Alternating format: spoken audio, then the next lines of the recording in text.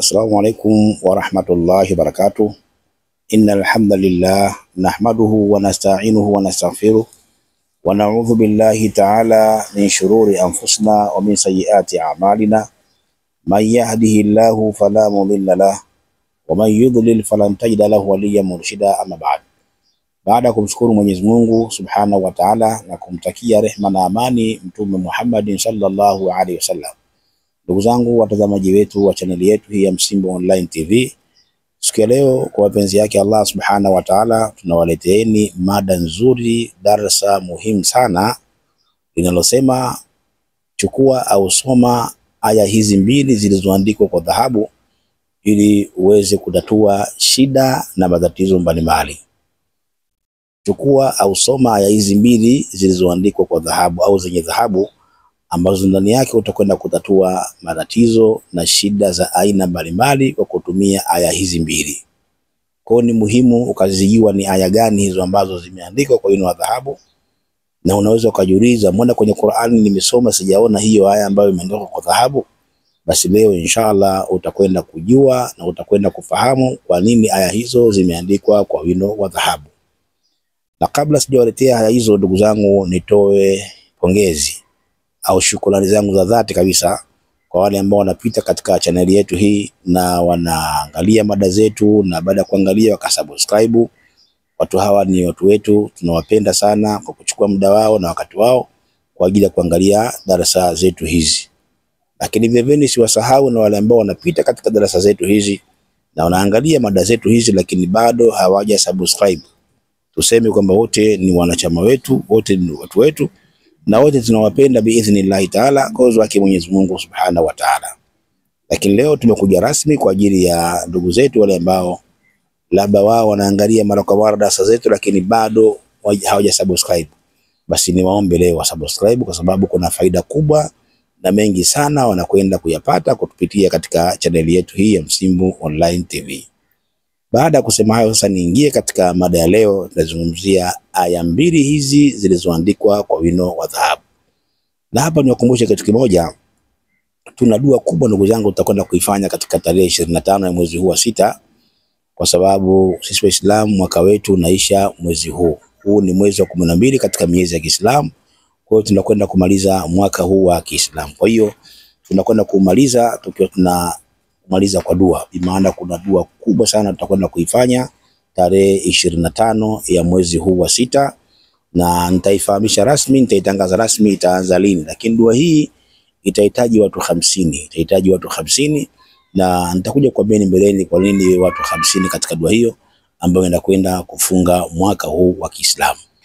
Baada ya kusema hayo, sasa tuingie katika maudhui na mada hii ya leo ambayo tunakwenda kuizungumza. Na leo tunakwenda kuangalia aya mbili ambazo hizi zimeandikwa kwa wino wa dhahabu. Ndugu yangu, hizi ni aya gani ambazo zimeandikwa kwa wino wa dhahabu?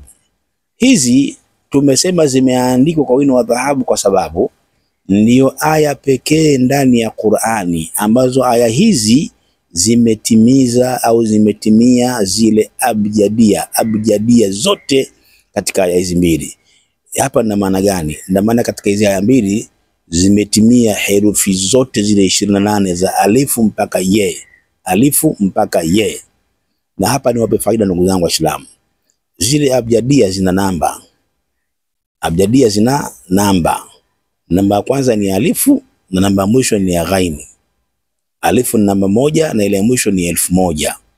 Na hizi abjadia ukizihesabu, ukipiga hesabu kwa namba zake zote unapata 5995.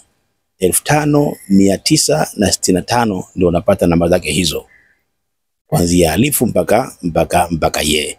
Kwa hiyo kwenye hizi aya hizi ambazo tunazozitaja hapa mbili hizi, aya hizi zimetimia zile alifu, kuanzia alifu mpaka ye. Hii ninayotaka kukutajia hapa sasa hivi, Mtume wetu Muhammad ameagiza kwamba kwa mtu mwenye shida, matatizo, jambo lake ambalo zito, ana jambo la kumwomba Mwenyezi Mungu, basi asome sana aya hii, asome sana hii sana tu. Nitakutajia inapatikana wapi, nambari gani na aya ngapi, ili uweze kuichukua kaisome mwenyewe. Kwa hiyo nitaanza na hii ya kwanza. Hii ya kwanza inapatikana katika Surat Al-Imran, ni aya nambari 154.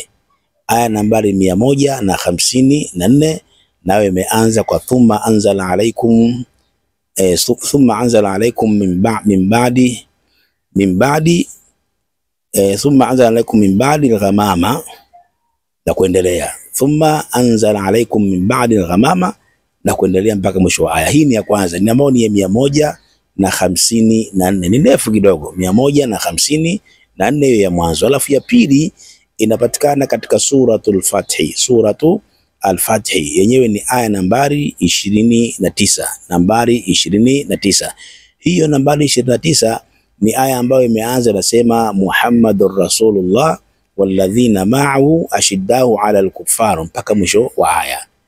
154 katika surati Imran, na hii aya ya 29 inapatikana katika suratul Fath.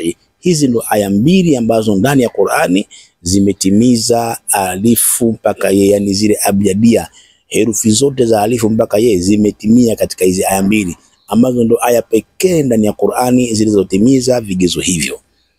Unafanyaje ndugu yangu? Sasa aya hizi utazisoma kwa muda wa wiki moja, maana utasoma kwa muda wa siku 7, na hizi aya ndani ya siku 7 basi usome mara 5995. 5995. Utapanga mwenyewe kwamba kila siku utasoma mara ngapi ili upate hesabu ya 5995. Lakini sasa utaposoma hizi aya utakuwa unasoma mara 77, mara 77.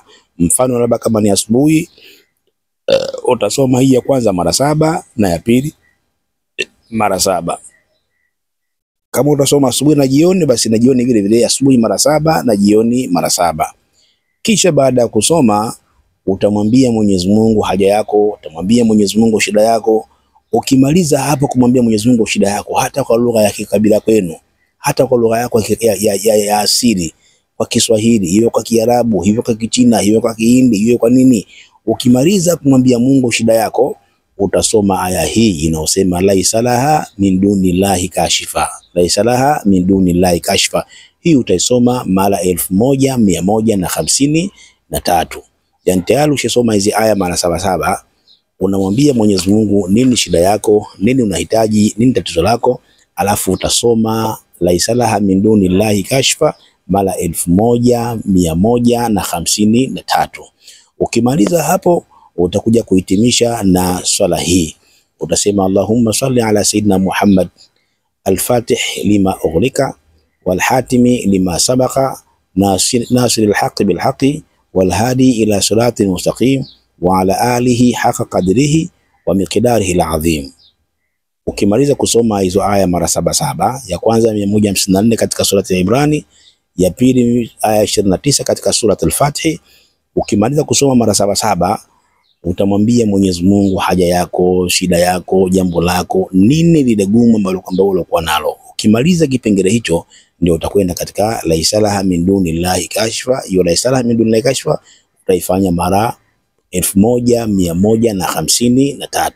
Ukimaliza hapo mwishoni kabisa ndio utahitimisha na swala hii. Utasema Allahumma salli ala sayyidina Muhammad al-Fatih lima ughliqa wal khatimi lima sabaqa nasiril haqqi bil haqqi wal hadi ila siratil mustaqim wa ala alihi haqa qadrihi wa miqdarihi al-azim. Hii utaifanya mara 10. Wallahi lazim, kwa mtu atakayeomba dua hii, akamwambia Mwenyezi Mungu haja zake, akamwambia Mwenyezi Mungu shida zake, wallahi Mwenyezi Mungu anakujibu ndani ya wiki hiyo moja. Mimi naizungumza hapa, nazungumza jambo hili kwa confidence, kwa sababu tayari mimi mwenyewe binafsi nisiwafanyia sana watu dua kama hizi. Mimi dua nyingi nazozitoa mara nyingi watu wengi wanawafanyia. Labda wewe mwenyewe kama utoka huna imani na dua, lakini kama ninasoma dua na mwenyewe ukahudhurisha moyo wako na ukawa na yakini katika dua, wallahi Mwenyezi Mungu anafanya sahari katika hili. Omba dua hii, isome aya hizi, alafu mwambie Mwenyezi Mungu nini unachokihitaji. Unahitaji wewe cheo, unahitaji uongozi, unahitaji si kitu gani, jambo lako unalolitaji, basi mwambie Mungu. Mwambie Mungu, mimi nachimba dhahabu lakini sijapata mpaka leo. Mwambie Mungu, mimi nafanya kazi lakini sipandi cheo. Mwambie Mungu kadha kadha kadha kadha kadha kadha kadha. lakini usiwe mvivu, usiwe mvivu. Tulizana, tuliza akili katika dua, wallahi utakwenda kuona muujiza na maajabu ya aya hizi. Wabillahi tawfiki, wassalamu alaikum wa rahmatullahi wa barakatuh.